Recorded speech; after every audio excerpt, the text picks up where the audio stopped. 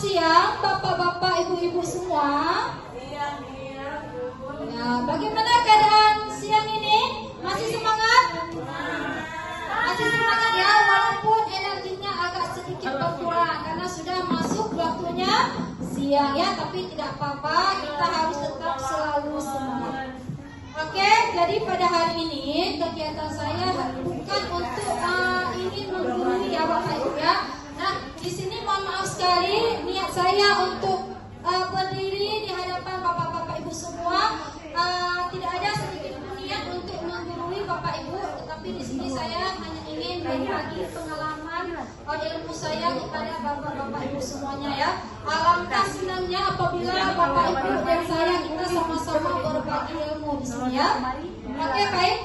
Jadi pada hari ini saya akan memberikan sedikit pengalaman saya ataupun materinya, yaitu tentang menyebarkan pemahaman dan penerapan budaya positif ya. Di sini saya sendiri Maya Sophia, saya CGP angkatan 10 Kabupaten Biren.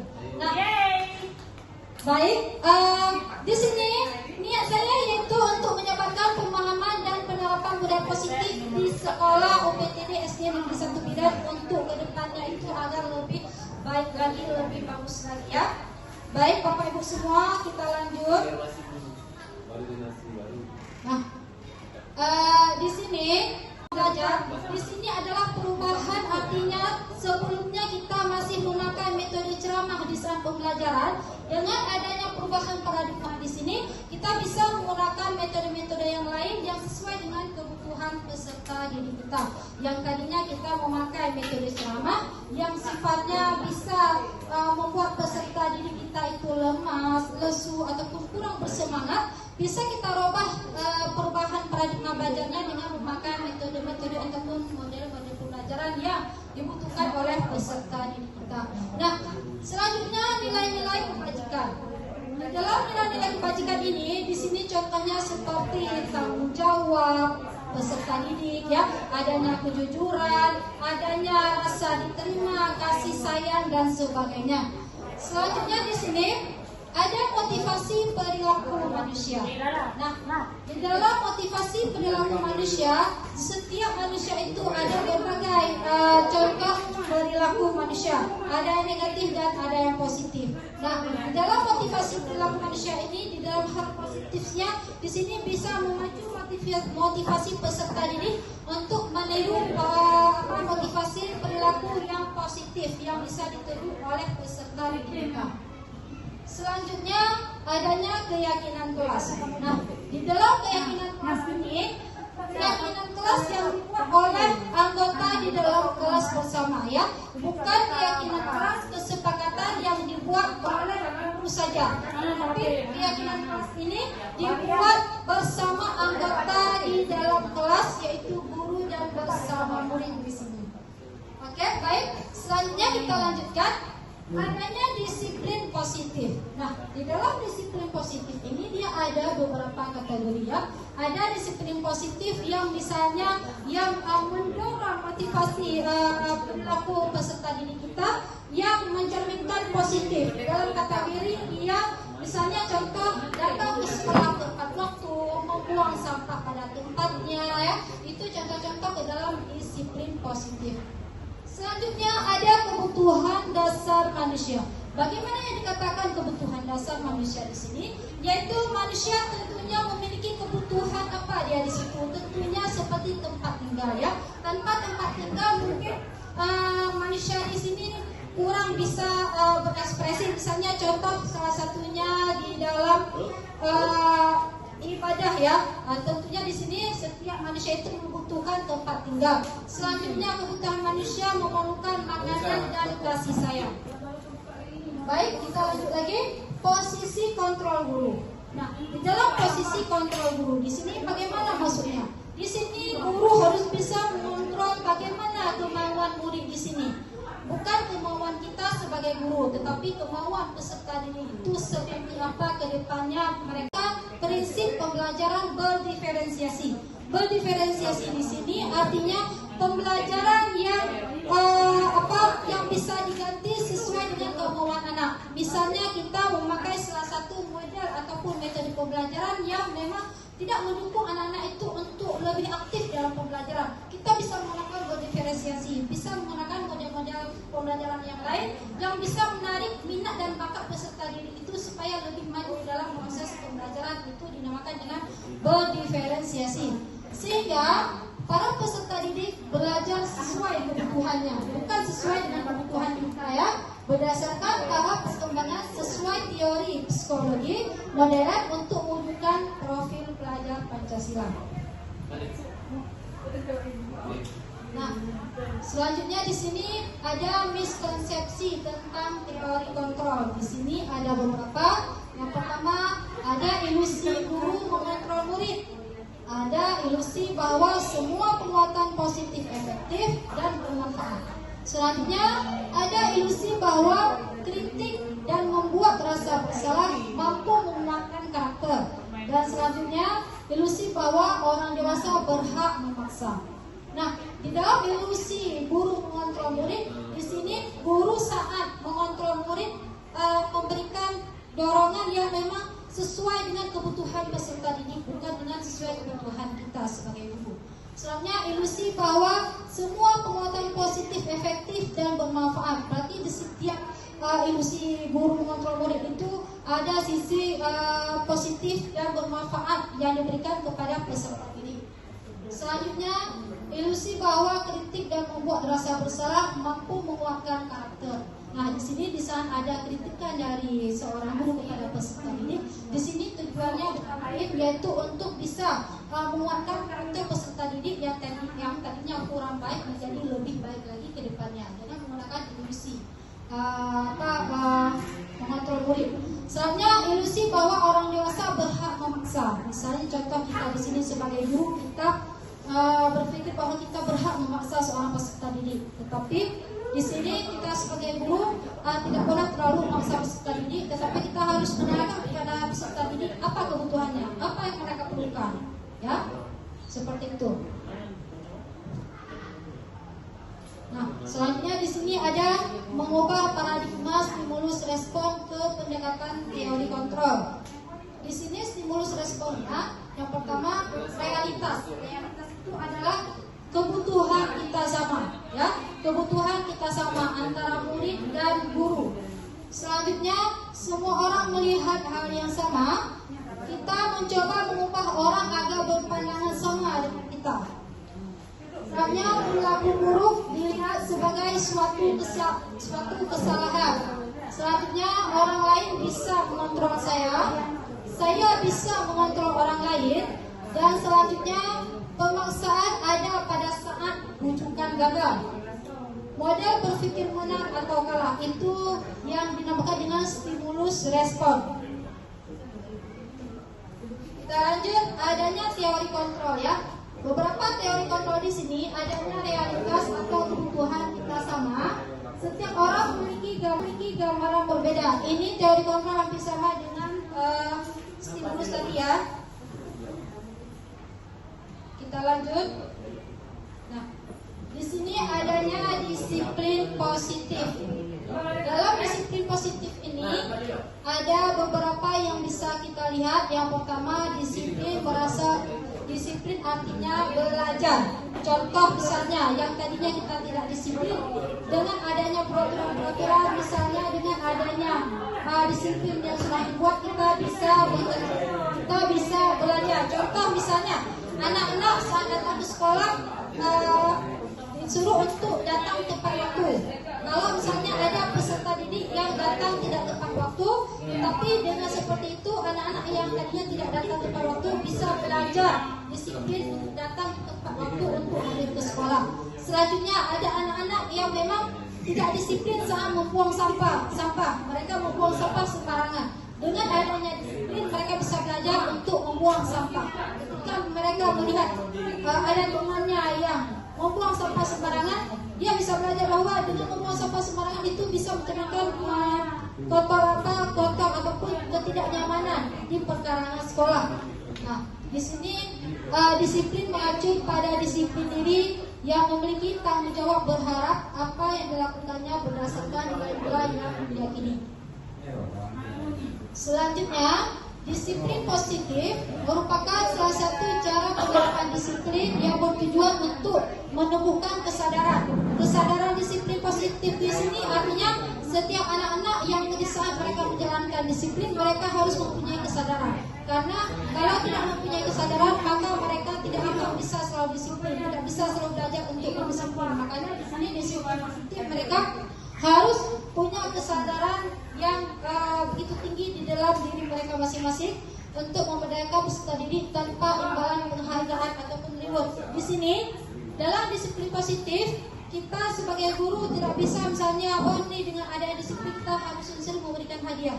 Tidak seperti itu. Tetapi peserta didik harus memiliki keyakinan dulu di dalam hatinya, kesadaran untuk menjaga kedisiplinan diri. Contohnya salah satunya saat membuang sampah sembarangan, ataupun salah satunya di saat anak-anak tidak disiplin saat datang tepat waktu ke sekolah. Kalau mereka tidak ada kesadaran di dalam diri, paling mereka datang tepat waktu itu 1-2 hari saja. Kenapa? Karena tadi dia tidak memiliki sifat yakin di dalam diri, tidak ada kesadaran untuk datang disiplin ke sekolah. Tetapi di saat anak-anak peserta didik sudah ada cerminan kesadaran di dalam dirinya untuk datang tepat waktu, tanpa kita guru menunggu di depan, tanpa guru menunggu di pintu gerbang menyambut peserta didik, mereka memang selalu akan tepat waktu untuk hadir ke sekolah. Seperti itu.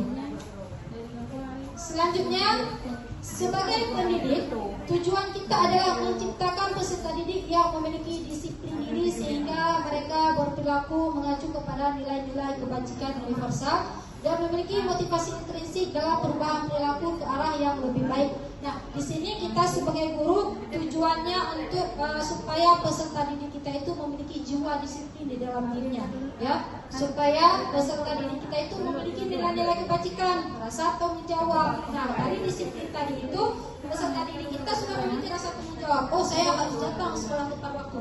Oh, saya harus membuang sampah kepada tempatnya. Nah, itu dinamakan dengan kesadaran diri dalam nilai-nilai untuk mengacu nilai-nilai kebajikan yang ada di dalam diri mereka. Selanjutnya di sini ada nilai-nilai kebajikan. Nah, di sini dapat kita lihat bersama nilai-nilai yang disepakati bersama lepas dari suku, bangsa, agama, bahasa maupun latar belakang. Nah, di sini nilai yang sudah disepakati bersama artinya tidak memandang suku, budaya adat istiadat mereka, tidak memandang agama yang mereka anut, ya, tidak memandang agama yang mereka anut. Tetapi di sini kita sebagai peserta didik dan kita sebagai guru, kita mendidik peserta didik kita itu untuk memiliki jiwa disiplin ataupun yang kebajikan institusi atau organisasi. Selanjutnya adanya kebutuhan dasar. Di dalam kebutuhan dasar manusia, apa yang dibutuhkan oleh kebutuhan manusia ini? Kebutuhan dasar manusia. Nah, di sini kita lihat segala sesuatu yang kita lakukan untuk mendapatkan apa yang kita inginkan. Seluruh tindakan yang kita lakukan memiliki tujuan tertentu. Jadi setiap tindakan, setiap apa yang kita lakukan tentunya kita memiliki tujuan untuk kedepannya. Selanjutnya, dan semua usaha terbaik yang kita lakukan adalah dalam rangka agar kebutuhan dasar kita terpenuhi dengan baik. Itu yang termasuk adalah kebutuhan dasar manusia. Nah, di sini dapat kita lihat ada 5 kebutuhan dasar manusia. Adanya bertahan hidup. Nah, bertahan hidup tentunya seperti misalnya ada makanan, ada pakaian, ada tempat tinggal, ya, adanya keamanan dan kesehatan, itu masuk ke dalam bertahan hidup. Karena tanpa makanan, tanpa pakaian, tanpa tempat tinggal, ya, tanpa kesehatan mungkin itu tidak bisa, ya, karena itu memang salah satu kebutuhan dasar manusia. Selanjutnya adanya kasih sayang dan rasa diterima. Nah, di dalam sekolah kita misalnya ada peserta didik yang memang harus memiliki rasa kasih sayang dan diterima. Kita sebagai guru misalnya terhadap peserta didik itu membutuhkan kasih sayang kita, ya, walaupun sepanjang apapun mereka, tetapi mereka membutuhkan kasih sayang kita dan rasa diterima, walaupun mereka dari agama apa, dari daerah mana misalnya, ya, bagaimana sifat mereka wajib memiliki rasa diterima. Mereka perlu rasa supaya kita sebagai guru menerima peserta didik tersebut. Selanjutnya adanya penguasaan. penguasaan di sini ada harga diri, keinginan untuk dianggap. Ya, si peserta didik ini dia memiliki harga diri, keinginan untuk dianggap supaya peserta didik itu dianggap oleh gurunya. Ya, bagaimana karakter dia pun, bagaimana tempat tinggal dia, bagaimana agama istiadat dia, tetap harus dianggap oleh guru. Selanjutnya, memimpin, berprestasi. Peserta didik ini harus punya jiwa memimpin, baik di dalam kelas ataupun di luar sekolah. Selanjutnya, berprestasi. Nah, di sini anak-anak bisa untuk lebih aktif dan kreatif untuk supaya dirinya lebih bisa berprestasi, diakui dan didengar. Nah, setiap peserta didik ini saat mereka mengatakan sesuatu kepada gurunya di sini harus peserta didik ini mau diakui, mau didengar. Kita sebagai guru, apapun yang dikatakan oleh peserta didik kita, apapun yang dicurhat, misalnya peserta didik kita ada keluh kesah apa yang mereka rasakan, kita sebagai guru harus mendengarkan keluh kesah apapun penyampaian oleh peserta didik kita. Selanjutnya, adanya kebebasan. Ya, di dalam kebebasan di sini adanya mandiri. Ya, di sini peserta didik juga butuh kebebasan, tapi masih dalam hal positif. Bagaimana dikatakan kebebasan di sini? Kebebasan berpendapat, kebebasan berkomentar. Misalnya, setiap kita dalam proses belajar mengajar, peserta didik kita itu wajib untuk bebas untuk berpendapat, ya, wajib bebas untuk mengatakan apa yang mereka butuhkan. Selanjutnya, memiliki pilihan. Peserta didik ini juga wajib untuk memiliki pilihan seperti apa mereka ingin belajar, apa keinginan mereka. Selanjutnya, mencoba hal baru, mampu mengendalikan arah diri. Itu masuk dalam kebebasan. Selanjutnya, kesenangan. Ya, peserta didik di sini tidak hanya harus wajib belajar, tetapi di sini juga peserta didik memiliki dia suatu kesenangan di dalam dirinya. Contoh, adanya permainan. Bisa bermain itu sambil belajar, bisa sambil belajar, bisa sambil bermain, supaya anak-anak di sini tidak jenuh dalam belajar. Misalnya ada iya, Ibu Ika. Benar sekali Bu Ika ya, apalagi kelas 3 ya Bu Ika ya. Kalau selalu belajar otomatis nih peserta didik jenuh dia, bosan ya. Iya. Sing main aja. Ya, bosan aja ya. Sambil bermain sambil belajar. Benar Bu Ika, jadi kita sebagai guru nggak jenuh, nggak bosan, peserta didik juga seperti itu, sambil main belajar. Kalau kelas 6 itu udah fokus mereka belajar. Ya, benar sekali. Kalau kelas 2 ya, kalau kelas 3 berbeda, banyak permainan yang diperlukan oleh peserta didik. Oke, selanjutnya di sini ada motivasi perilaku manusia ya. Di sini ada beberapa motivasi perilaku manusia.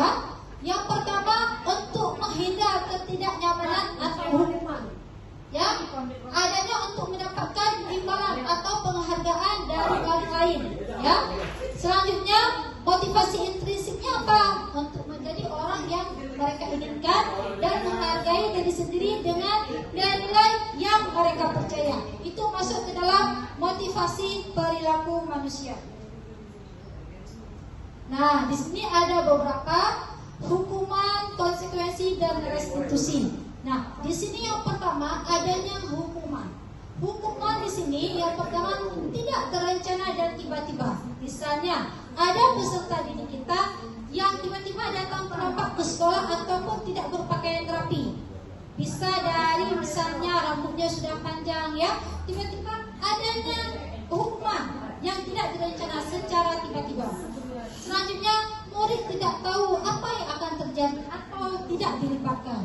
Selanjutnya, bersifat satu arah, berupaya fisik atau psikis hukuman, ya, itu masuk ke dalam hukuman. Selanjutnya ada konsekuensi. Bagaimana konsekuensi kita di sini terhadap peserta didik? Adanya terencana atau disepakati sesuai peraturan. Nah, apa peraturan yang sudah ada di sekolah kita? Di saat ada peserta didik yang kita yang melanggar salah satu aturan yang sudah dibuat di sekolah, nah disitulah terjadinya konsekuensi.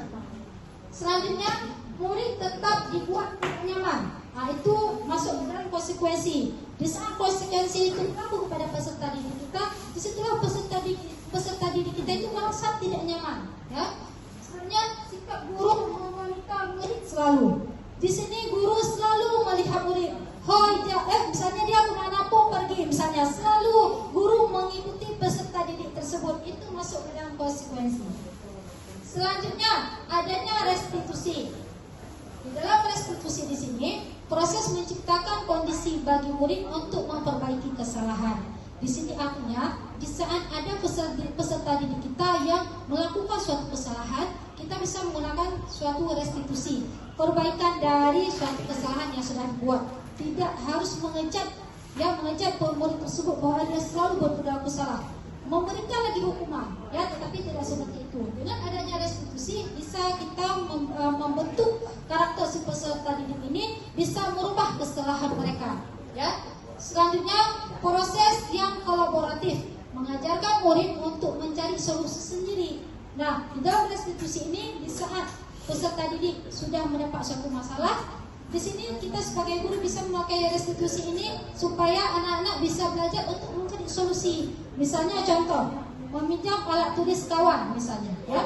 Di saat sudah meminjam, tiba-tiba alat tulis temannya itu hilang. Bagaimana cara supaya peserta didik kita ini bisa menebus kesalahan, bisa mencari solusinya, ya? Karena tidak mungkin peserta didik tadi yang memberikan pinjaman dia mengerti, ya, tidak mungkin. Otomatis sudah pasti yang meminjam tadi, yang sudah menghilangkan harus mencari solusi bagaimana bisa menggantikan pulpen ataupun alat tulis yang sudah dipinjam sama teman tadi.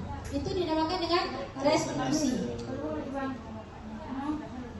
Nah, di sini ada beberapa kontrol guru. Ada 5 posisi kontrol guru. Ya, yang pertama ada penghukum.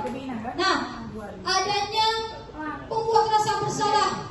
Adanya teman kita, misalnya sebagai teman terhadap peserta didik kita. Ada pemantau yang selalu kita pantau peserta didik kita. Ada manajer. Manajer ini sharing antara peserta didik dengan guru. Nah, kelima posisi kontrol ini yang mana yang sering kita gunakan terhadap peserta didik kita? Apakah penghukum? Misalnya sedikit peserta didik kita berbuat kesalahan, kita langsung hukum, langsung memanage peserta didik kita supaya ini kamu harus seperti ini, langsung memberikan hukuman. Atau kita sebagai guru sering menjadi pembuat rasa bersalah. Peserta didik kita sudah membuat suatu kesalahan, permasalahan, atau kita sebagai guru menjadi pembuat rasa bersalah tadi. Nah, yang mana di sini yang termasuk kita sebagai posisi kontrol guru? Apakah sebagai teman? Kita sesama guru, misalnya sebagai teman terhadap peserta didik kita, bisa bertukar pikiran, bisa curhat apa aja ke kita misalnya, ya, bisa mengatakan apa yang ingin mereka bicarakan kepada kita.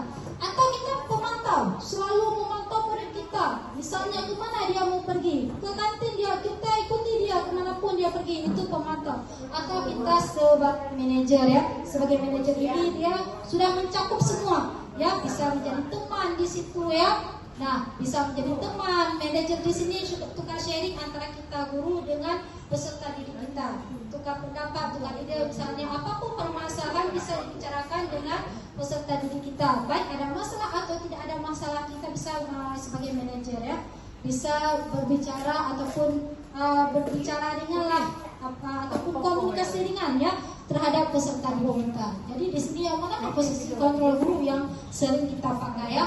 Tetapi di sini kalau manajer sudah mencakup untuk hal-hal yang memang dibutuhkan oleh peserta didik kita.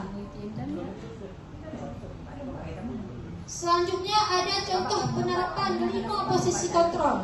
Ada yang pertama, kasus pertama. Kita lihat sekarang kasus seperti apa. Siswa tidak memakai atribut lengkap saat upacara. Nah, ini sering terjadi, ya. Sering terjadi di sekolah-sekolah bahwa siswa tidak memakai atribut lengkap saat upacara bendera. Itu setiap upacara bendera sering kita melihat di sekolah-sekolah kita bahwa ada salah satu peserta didik kita yang tidak memakai atribut lengkap. Ada yang tidak memakai topi, ada yang tidak memakai dasi, ya. Nah, ini di sini ada penghukum yang tidak merasa bersalah pada kasus pertama. Kalau penghukum hormat pada bendera selama 1 jam, itu bagi peserta didik yang tidak lengkap dalam memakai atribut saat upacara bendera. Atau di sini pembuat rasa bersalah. Kita sebagai guru memberikan pada peserta didik itu pembuat rasa bersalah. Berapa kali Bapak ibu memberitahu kamu selalu mengecewakan ibu. Di sini artinya ada seorang guru yang selalu memberitahu kepada salah satu peserta didik tadi yang tidak lengkap atributnya, selalu membuat kecewa ibu. Artinya dia selalu mengulang perbuatannya, selalu mengulang, selalu tidak lengkap memakai atributnya.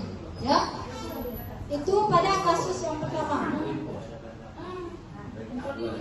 Selanjutnya, kasus yang kedua, sama siswa tidak memakai atribut lengkap saat upacara. Di sini sebagai manajer kita melihat bagaimana sebagai manajer pada kasus ini. Apakah kamu tahu kesalahanmu? Berarti artinya di sini kasus ini guru menanyakan dulu apa kesalahan kamu. Berarti di sini tidak langsung berhukum, tidak langsung menanyakan dulu apa kesalahanmu. Kira-kira bagaimana kamu memperbaiki kesalahan kamu? Di sini berarti guru memberikan kesempatan kepada peserta didik. Guru menanyakan dulu apa kesalahan kamu. Berarti di sini tidak langsung berhukum, tidak langsung menanyakan dulu apa kesalahanmu. Kira-kira bagaimana kamu memperbaiki kesalahan kamu? Di sini berarti guru memberikan kesempatan kepada peserta didik. Mari kita saksikan kasus yang terlambat hati dan melihat bagaimana posisi dalam menghadapi masalah tersebut.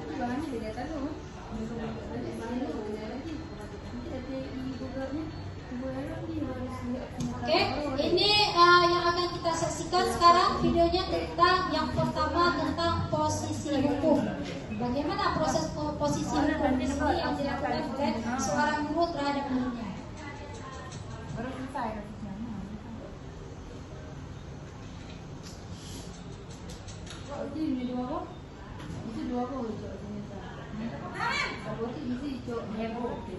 Sini kamu. Selalu terlambat. Kamu deh pasti terlambat. Apa coba? Alasan kamu apa lagi? Kapan sih kamu tidak terlambat? Malas sekali ya kamu jadi anak. Dasar pemalas. Gak kapok-kapok sih kamu. Sudah berapa kali terlambat? Sana, kamu keliling lapangan basket 2 kali. Kenapa saya harus keliling lapangan basket? Kenapa?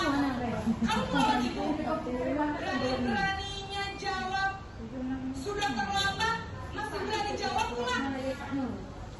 Sekarang, keliling lapangan basket 5 kali sekalian. Biar kapok. Cepat.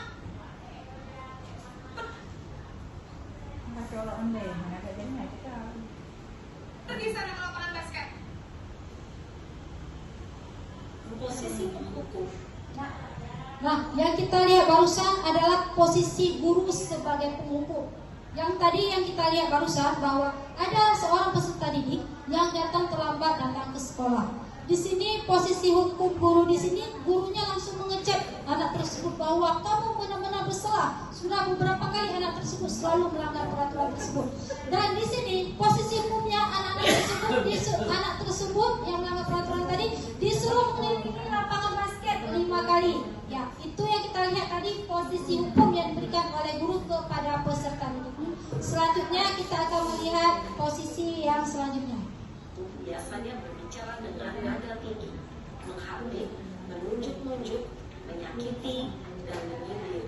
Hukuman bisa berupa fisik maupun psikis. Ibu dan bapak guru hebat. Dampak yang terjadi pada murid ketika guru berada pada posisi guru adalah murid cenderung akan memberontak, bahkan menyimpan dendam.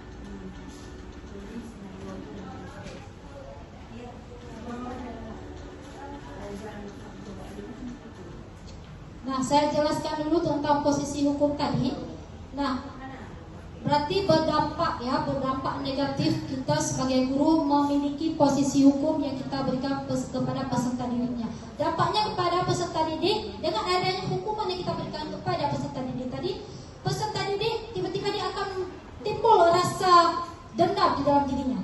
Selanjutnya mereka memiliki rasa bahwa tidak menyukai terhadap gurunya tersebut, tidak menyukai pembelajaran yang diajarkan, yang diampu oleh guru tadi ya. Berarti sifat penghukum tadi itu, posisi penghukum kurang pantas kita pakai kita sebagai guru kepada peserta didik karena akan berefek kepada peserta didik kita tadi. Selanjutnya kita akan menyaksikan posisi merasa bersalah.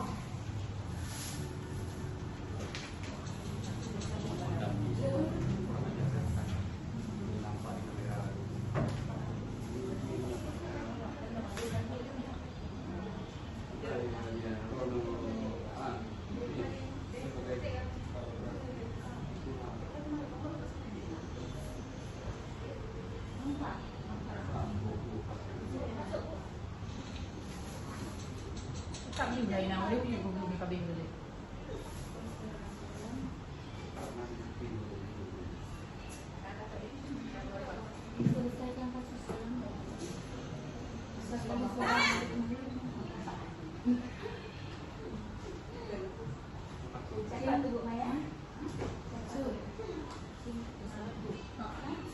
Apa Ibu?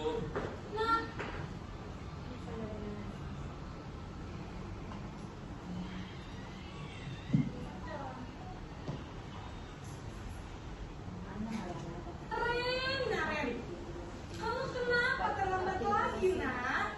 Ya Tuhan, Naren, kamu senang ya bikin ibu susah ya? Kalau kamu terlambat lagi, nanti ibu yang ditegur bapak kepala sekolah, nak. Disangka ibu tidak bisa membina kamu. Duh, gimana ini? Maaf Bu. Duh, Gusti Naren, kamu suka ya kalau ibu ditegur bapak kepala sekolah? Terus, sekarang ibu harus tulis apa ini di buku absen? Ini kamu sudah sering terlambat loh. Ibu harus apa coba? Maaf Bu. Maaf sekali. Ya sudah, lain kali jangan bikin ibu susah lagi ya, nak ya. Ibu tidak akan kuat lagi kalau kamu gini terus. Bisa jantungan kalau ibu tegur bapak kepala sekolah. Sana cepat ke kelas. Maaf ya Bu. Maaf sekali.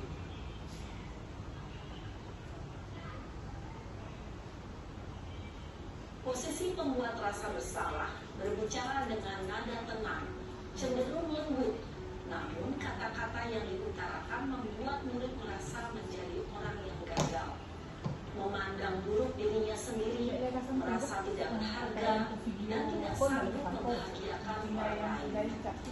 Ketika guru mengambil posisi pembuat rasa bersalah, murid akan menganggap dirinya yang bersalah dan ia akan menyimpan emosi negatif tersebut di dalam dirinya.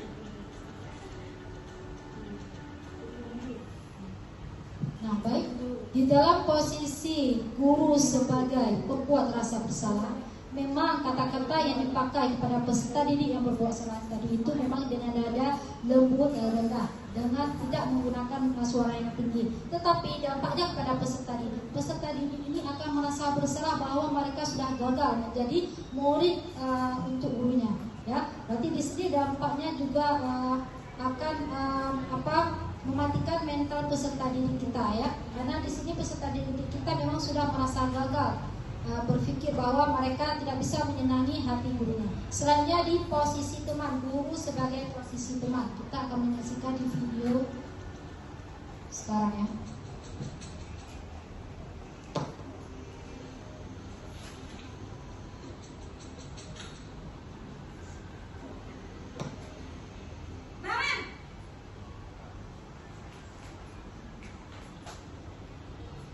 Kenapa Ibu?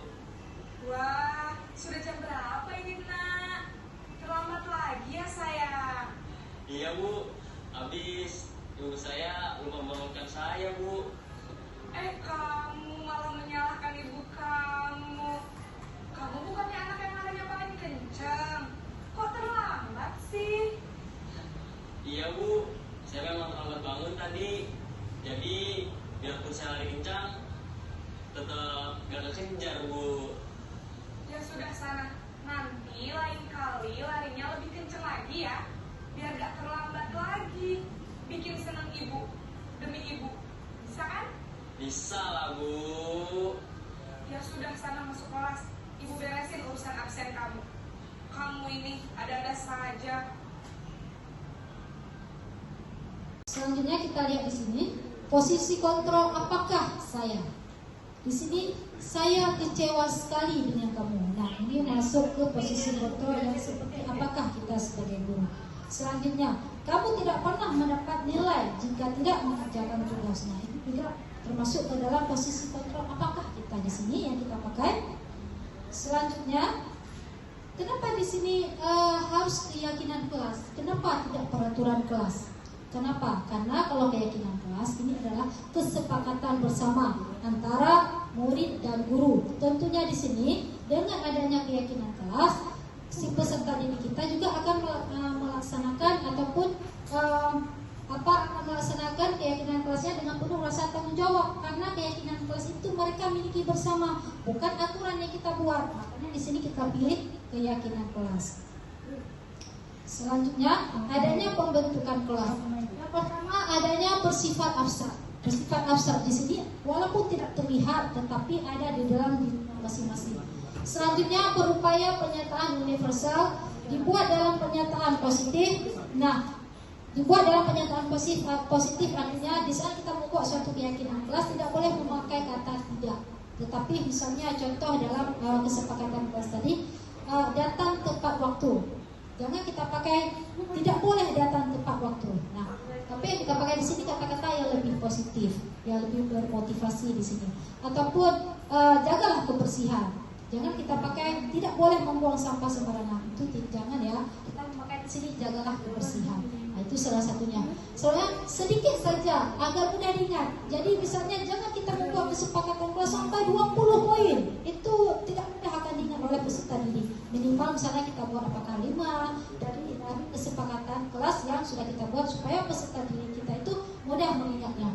Selanjutnya sesuai dengan kondisi kelas dan sekolah sehingga mudah diterapkan. Jadi setiap keyakinan kelas yang kita buat itu harus sesuai dengan bagaimana keadaan sekolah kita, bagaimana keadaan lingkungan sekolah kita. Selanjutnya semua warga sekolah atau warga kelas dilibatkan saat membuat keyakinan kelas. Nah, dalam keyakinan kelas di saat kita membuatnya harus ada semua warga di dalam kelasnya. Misalnya ada 20 murid, harus ada 20 murid yang ikut bergabung untuk membuat suatu keyakinan kelasnya. Kita lanjut. Di sini dapat kita lihat adanya segitiga restitusi ya. Dalam segitiga restitusi ini adanya 3. Yang pertama, menstabilkan identitas. Adanya validasi tindakan yang salah dan adanya menanyakan keyakinan. Nah, di dalam segitiga restitusi ini ada suatu proses dialog yang dijalankan oleh guru agar dapat menghasilkan murid yang mandiri dan bertanggung jawab. Itu tujuan dari kita membuatnya segitiga restitusi. Jadi ada tujuannya ya. Nah, yang pertama di sini kita melihat dulu bagaimana cara kita menstabilkan identitas.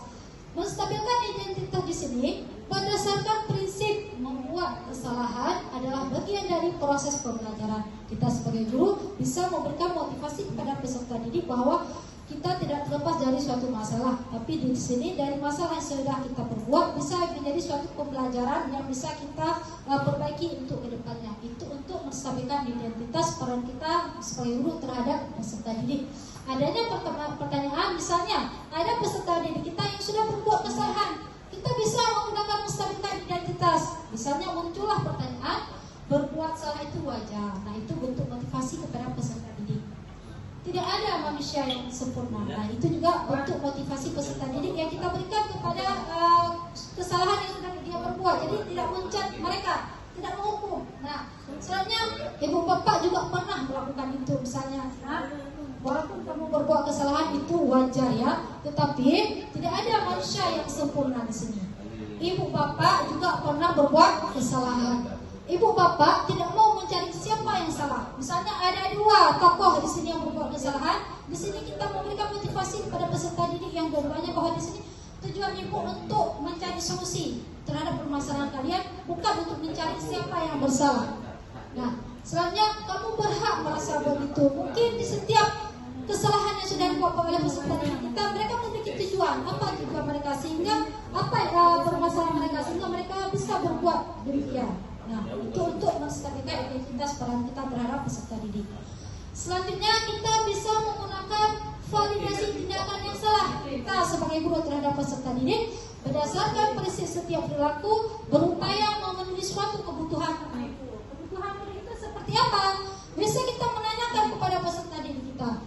Kamu pasti punya alasan mengapa kamu melakukan hal itu. Saat peserta didik kita sudah melakukan kesalahan, kita bisa menanyakan, kamu pasti punya alasan sehingga kamu bisa berbuat hal demikian. Nah, selanjutnya, kamu patut bangga karena telah melindungi sesuatu yang penting buat kamu. Misalnya, dia berbuat kesalahan di saat ada temannya merobek-robek kertas hasil ulangannya. Dia melakukan suatu tindakan untuk melindungi sesuatu yang memang itu berhak untuk dia lindungi. Misalnya, kamu melakukannya karena mempertahankan sesuatu yang penting bagi kamu. Berarti dia seperti membela diri sendiri, ya, karena dia ingin melindungi apa yang perlu dia lindungi. Misalnya contoh, ada salah satu temannya yang merobek kertas hasil ulangannya. Tetapi di situ dia melakukan tindakan melawan kawan dia tadi, melawan teman dia tadi untuk melindungi kertas dia supaya tidak disobek. Ya, itu dia mempunyai berhak ya untuk melindungi apa yang perlu dilindunginya. Selanjutnya, menanyakan keyakinan. Kita sebagai guru menanyakan keyakinan terhadap peserta didik. Berdasarkan prinsip teori kontrol bahwa pada dasarnya kita termotivasi secara intensif. Bagaimana di sini maksudnya?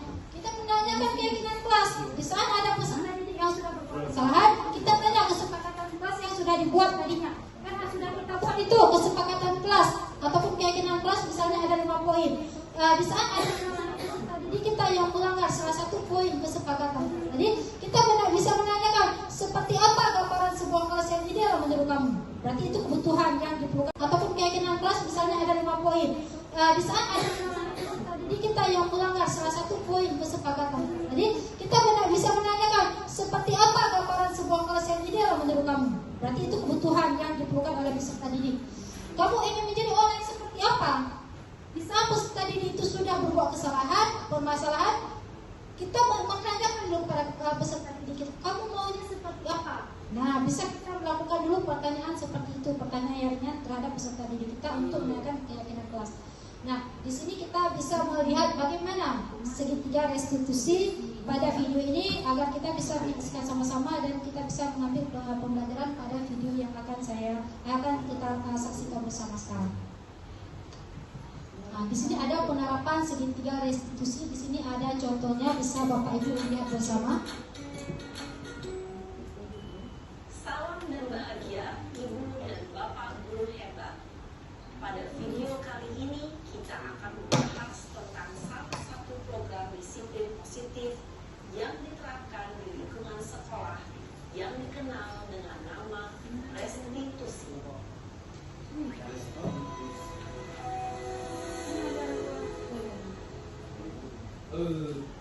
Restitusi dikembangkan oleh pakar pendidikan gaya dosen berlandaskan pada teori kontrol Dr. William Glaser.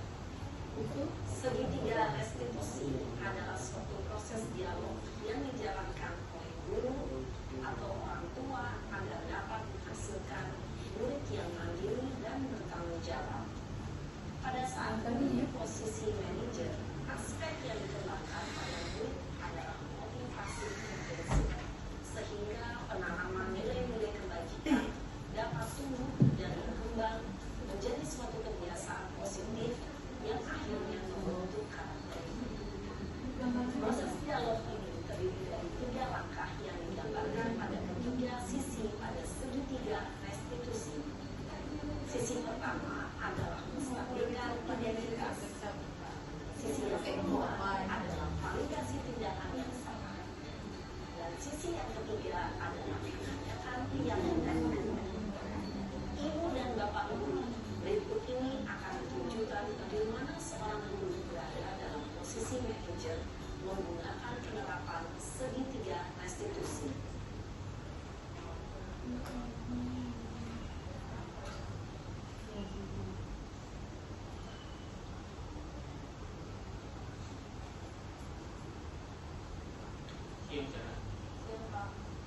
Sudah lama untuk usaha. Kenapa adik ada di sini? Kesel Pak, kesel banget. Masa aku dikatain tukang fitnah Pak? Ya aku marah lah. Aku balik ngatain Eka di depan kelas. Kesel banget. Oh begitu. Ya pasti kamu marah dan kesal. apabila ada yang menegur bapak seperti itu. Kemudian pada saat itu kamu mau melakukan apa? Ya saya langsung ngatain Eka, Pak. Kesel banget. Saya minta dia depan teman-teman lain. Oh begitu.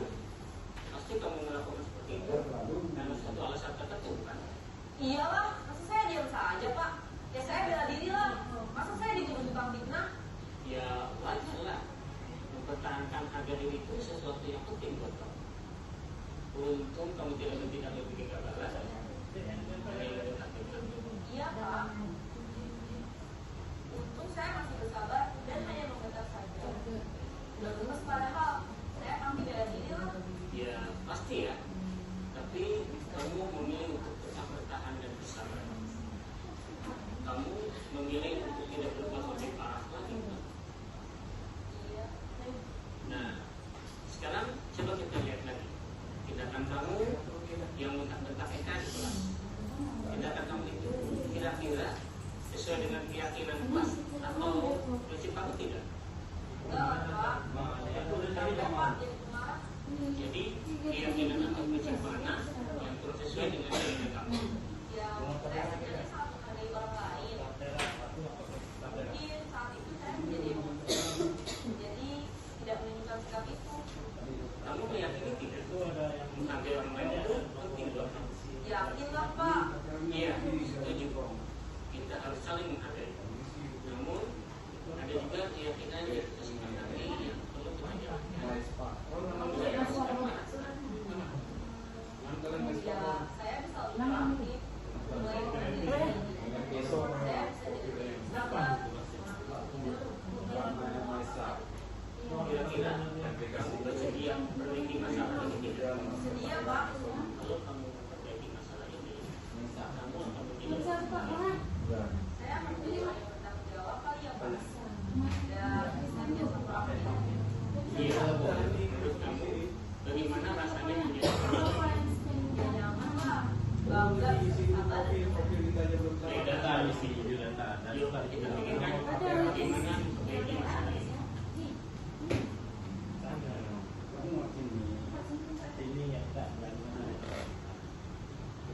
Ibu dan bapak guru hebat. Baru saja kita menyaksikan contoh bagaimana seorang guru berada dalam posisi manajer menggunakan penerapan segitiga restitusi. Mari kita bahas satu persatu. Pada sisi pertama, menstabilkan identitas berdasarkan pada prinsip bahwa membuat kesalahan adalah bagian dari proses pembelajaran. Sisi pertama, dari segitiga ini berperan menggeser identitas murid dari identitas gagal ke identitas sukses. Murid yang sedang bertingkah laku yang tidak pantas atau menarik diri saat itu sedang mengalami identitas gagal. Bila kita mengkritiknya, maka posisinya tidak akan berubah. Kita bisa mengajukan pernyataan-pernyataan ini. Satu, membuat kesalahan sesuatu yang wajar. Dua, manusia tidak ada yang sempurna. Tiga, kita bisa memperbaiki masalah ini. Empat, saya tidak menanyakan kesalahannya. Saya lebih fokus bagaimana memperbaiki masalah ini. Lima, apakah saat ini kamu pernah menjadi orang yang baik untuk dirimu sendiri?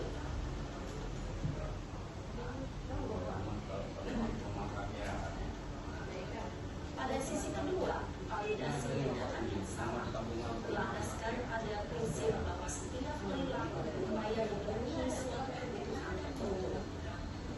Guru yang telah memahami teori kontrol akan bergeser dari pemikiran stimulus respon menjadi proaktif dan mencoba untuk mengenali tujuan dari perilaku murid, mengenali dan memenuhi kebutuhan tujuan dalam memperbaiki hubungan komunitasnya.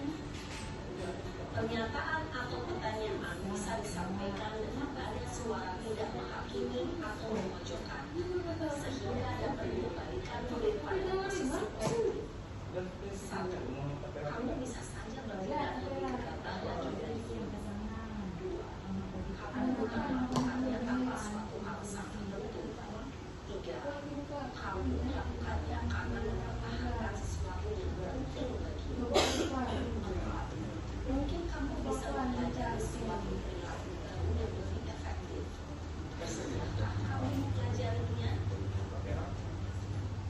Selanjutnya, kita akan simak sisi terakhir, yaitu menanyakan keyakinan. Teori kontrol menyatakan bahwa pada dasarnya kita termotivasi secara intrinsik. Pada saat perilaku yang salah telah divalidasi dan identitas sukses telah stabil, maka murid telah siap memberikan keyakinan-keyakinannya dengan tindakannya yang salah dan kemudiannya telah bergeser ini menjadi orang yang tujuh. Pertanyaan-pertanyaan ini dapat mengkaitkan keyakinan-keyakinan yang ditanggung murid. 1. Sebagai keluarga atau kelas, apa yang kita yakini? 2. Nilai-nilai apa yang telah kita sepakati? 3. Seperti apa gambaran sebuah kelas yang ideal? 4. Kamu ingin menjadi orang seperti apa?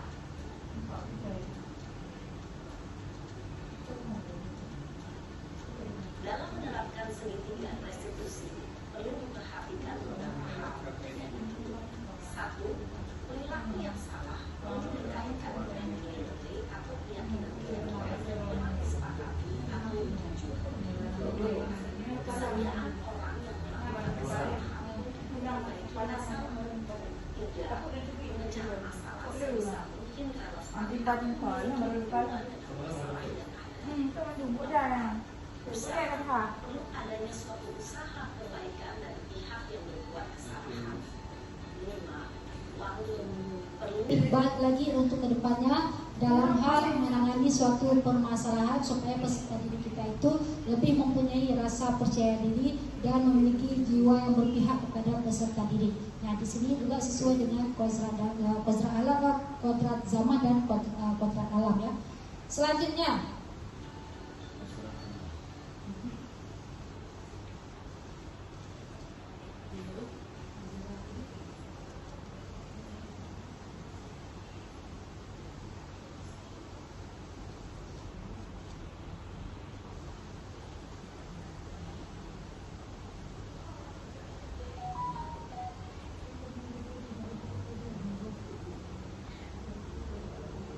baik, selanjutnya, nah di sini dalam penerapan program disiplin positif, hendaknya kita guru memiliki standar kepribadian profesional terhadap peserta didik kita dan memiliki jiwa sosial yang baik, di mana guru mampu merefleksi dirinya dalam posisi kontrol. Era kita menanti berseri, kita belajar Pancasila.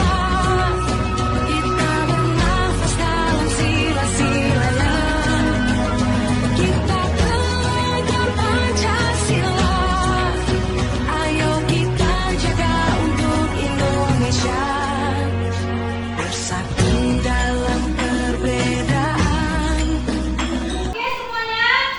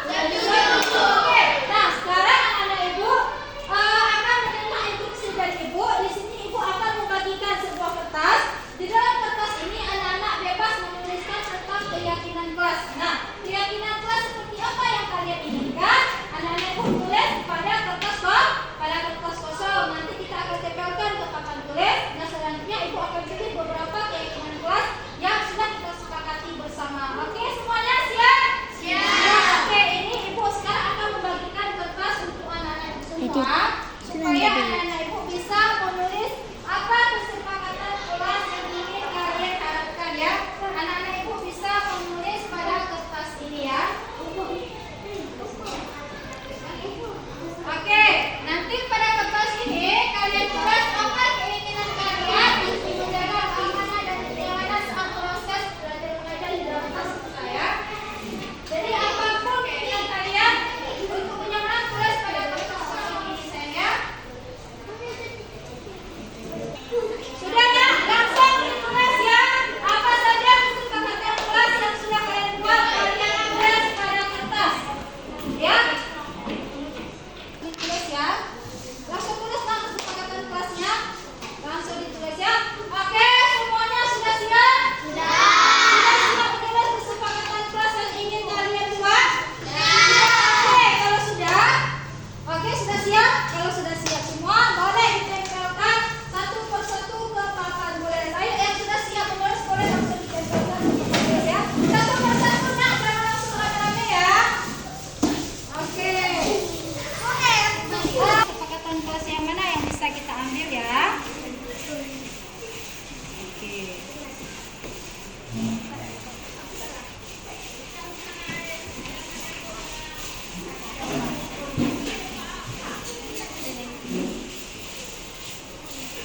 Oke ya. Oke ya, sekarang ibu akan memilih, ini tidak ibu pilih semua ya, tetapi ibu akan memilih beberapa yang memang kesepakatan kelasnya yang cocok yang bisa kita ambil bersama ya. Nanti kesepakatan kelas atau keyakinan kelas yang sudah kita buat ya.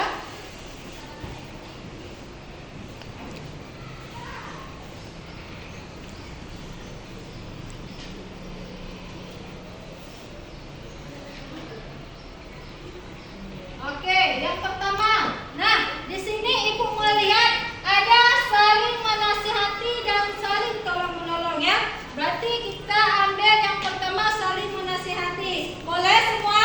Boleh. Oke, berarti saling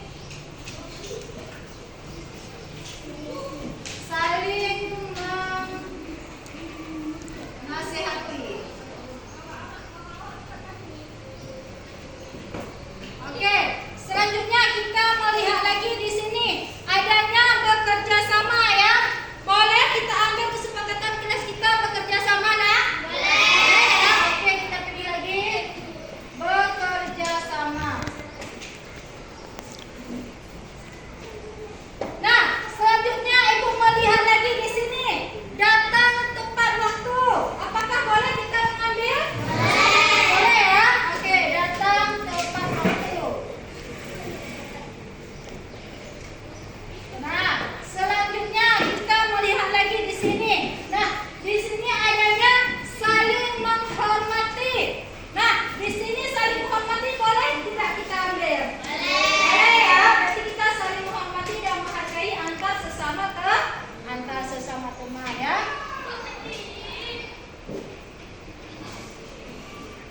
Saling menghormati. Oke, selanjutnya kita melihat lagi di sini. Yang mana lagi ya? Nah, selanjutnya di sini menjaga kebersihan. Nah, perlu tidak sekolah kelas kita ini kebersihan? Bersih. Boleh kita menjaga kebersihan? Boleh ya, supaya kelas kita itu rasanya nyaman dan aman saat kita belajar. Menjaga kebersihan. Oke, menjaga Udah, Pak. kebersihan. Udah. Di kertas Sudah sana cukup bawah. lima? Sepakat kita semua dan menerima kesepakatan kelas ini? Sepakat ya? Oke, tentunya keyakinan